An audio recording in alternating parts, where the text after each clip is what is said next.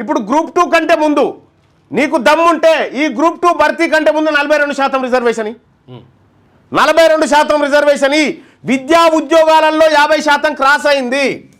విద్యా ఉద్యోగాలలో ఈడబ్ల్యూఎస్ రావడం ద్వారా మొత్తం రిజర్వేషన్ శాతం 60కి వచ్చింది.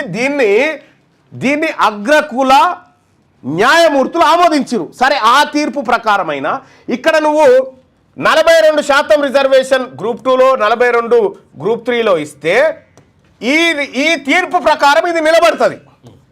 ఆ తీర్పు ప్రకారం ఇది నిలబడుతుంది. ఇది చేయలే, ఇది అయ్యేదేమో చేయకుండా కాని దానికోసం ఇగో ఈ దొంగ డ్రామాలన్నీ ఈ రెడ్డి రేవంత్ ప్రభుత్వం చేస్తున్నటువంటి మోసాలు ఇవన్నీ. బీసీ ప్రజలారా, ఇంకా పాలాభిషేకం చేస్తే లేకపోతే ఆ బ్యానర్ల కాడ ఫోటో సిగ్గుండాలే. మన మంత్రులకు ఎమ్మెల్యేలకు కూడా సబ్జెక్టు తెలవక పాలాభిషేకాలు జీవో ఇస్తే వచ్చినట్ట. ఇది ఎవడు కోర్టు పోకపోతే ఉన్నట్టు, లేకపోతే బీకినట్టే.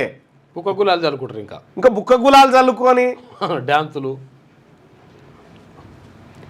నేను ఈ వేదిక నుంచి ఛాలెంజ్ చేస్తా ఉన్నా, రేవంత్ రెడ్డి గారు కోర్టులో ఈ జీవో కోర్టులో గనక గెలిస్తే నేను దేనికైనా సిద్ధం.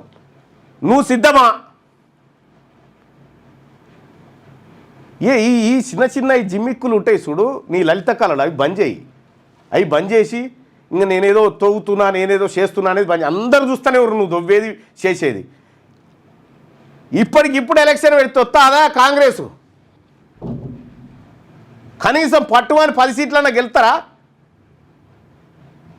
ఏమన్నా ఊర్ల పోటీ మీకు ఎవరైనా ఓటేసేవాడు కనిపిస్తుండా? పరిస్థితి లేదు, అయిపోయింది. ఊర్ల పోటీ ఏనన్నా కాంగ్రెస్ పార్టీ అంటేనే కూడా అమ్మో దాన్ని ముట్టుకోవద్దు అనే కాడికి తెచ్చిన 2 ఏళ్ళల్లో కామారెడ్డి డిక్లరేషన్. అది ఏమయ్యా సభ? కామారెడ్డి కాడ 42% డిక్లరేషన్ పేరుతో కామారెడ్డి డిక్లరేషన్ పెట్టినావు, కరీంనగర్లో సభ అని చెప్పినావు. ఈయన్నే కామారెడ్డిలో సభ పెడుతున్నామని చెప్పి విజయోత్సవ సభ. ఏమైంది మీ విజయోత్సవ సభ? తప్పుడు లేదు, 0 గుండు 0 గాడిది గుడ్డు. ఇక బీఆర్ఎస్ నాయకులు కరీంనగర్లో సభ పెడుతున్నాం బీసీ సభ అన్నారు, అదటే బీకింది. వీళ్ళు కేవలం నాటకాలు మాత్రమే చేస్తారు.